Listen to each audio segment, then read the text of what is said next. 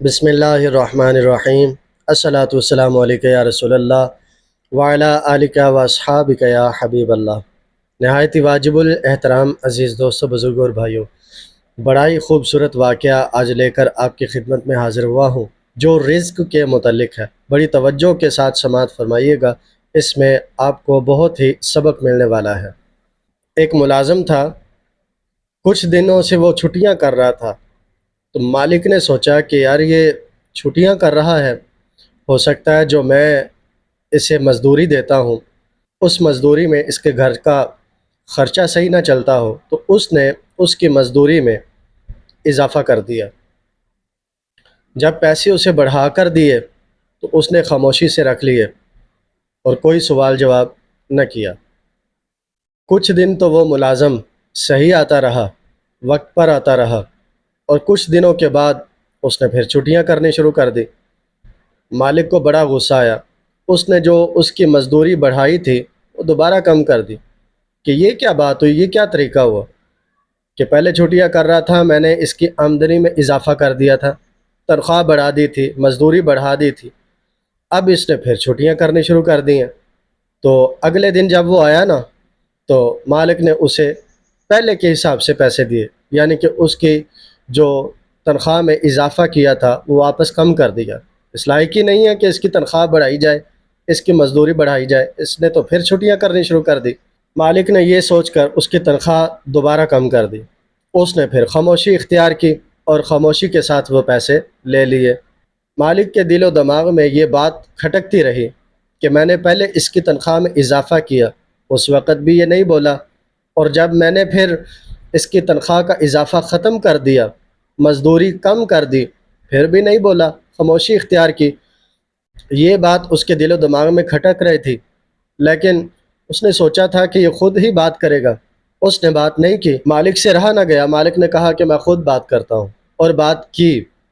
مالک نے کہا کہ جب میں نے آپ کی تنخواہ میں اضافہ کیا تھا، مزدوری بڑھائی تھی، آپ پھر بھی نہیں بولے، اور جب میں نے غصے میں آ کے آپ کی مزدوری جو بڑھائی تھی وہ کاٹ لی، تنخواہ میں جو اضافہ کیا تھا وہ پھر کم کر دیا، آپ پھر بھی نہیں بولے، اس کی کیا وجہ تھی؟ ملازم نے بڑا خوبصورت جواب دیا، اور یہ وہ جواب ہے، مجھے اور آپ کو چاہیے کہ ہم اس جواب کو دلوں کی تختیوں پہ نوٹ کریں۔ ملازم نے جواب دیا، اس نے کہا آقا، میں رزق کی خاطر آپ سے گلہ اور شکوہ کیوں کروں جب رزق کا مالک اللہ ہے؟ اس نے کہا بتاؤ تو صحیح، سمجھاؤ تو صحیح۔ اس نے کہا دراصل بات یہ ہے، جب میں پچھلے دنوں چھٹیاں کر رہا تھا اس وقت میرے گھر میں بچے کی ولادت ہونے والی تھی، میرا بیٹا پیدا ہو گیا، اس دن میں کام پہ آیا، آپ نے میری اجرت میں اضافہ کر دیا، تنخواہ بڑھا دی، مزدوری بڑھا دی۔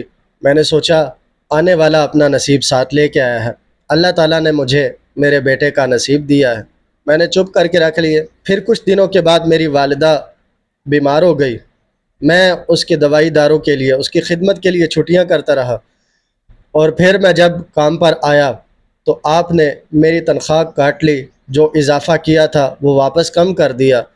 تو میں نے سوچا کہ وہ میری ماں کا نصیب تھا، اب چونکہ میری ماں کا انتقال ہو گیا تو جاتی ہوئی میری والدہ اپنا نصیب بھی ساتھ لے گئی۔ حضرات، یہ واقعہ یہاں ختم ہو گیا۔ سبق کیا ملتا ہے؟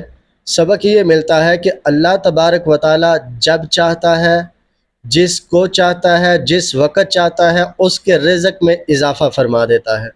بہت سارے لوگ ایسے ہیں کہ جو رزق کماتے ہیں لیکن اللہ تبارک و تعالیٰ کو ناراض کر کے کماتے ہیں۔ جو لوگ اللہ تبارک و تعالیٰ کو ناراض کر کے رزق کماتے ہیں، وہ رزق تو کما لیتے ہیں لیکن اس رزق میں برکت نہیں ہوتی۔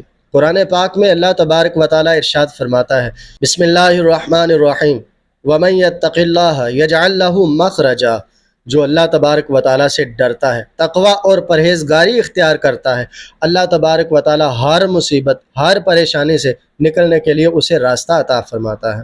وَيَرْزُقْهُ مِنْ حَيْثُ لَا يَحْتَسِبُ، اور رزق کی تو وہ پرواہ ہی نہ کرے، رزق تو اللہ تعالیٰ بے حساب عطا فرماتا ہے۔ محترم اسلامی بھائیوں، رزق دینے والا اللہ ہے اور رزق میں برکت پیدا کرنے والا بھی اللہ تعالیٰ ہے، لہٰذا ہمیں چاہیے کہ ہم رزق کمانے کی خاطر اللہ تعالیٰ کو ناراض نہ کریں۔ جب اللہ تبارک و تعالیٰ راضی ہوگا تو بندے کے پاس بظاہر پیسے تو تھوڑے ہوں گے لیکن اس میں برکت زیادہ ہو جائے گی۔ دعا کرتے ہیں اللہ تعالیٰ سے، اللہ تعالیٰ ہم سب کو اپنی اور اپنے پیارے محبوب صلی اللہ علیہ وسلم کی اتباع اور فرما برداری میں زندگی گزارنے کی توفیق عطا فرمائے۔ آمین ثم آمین۔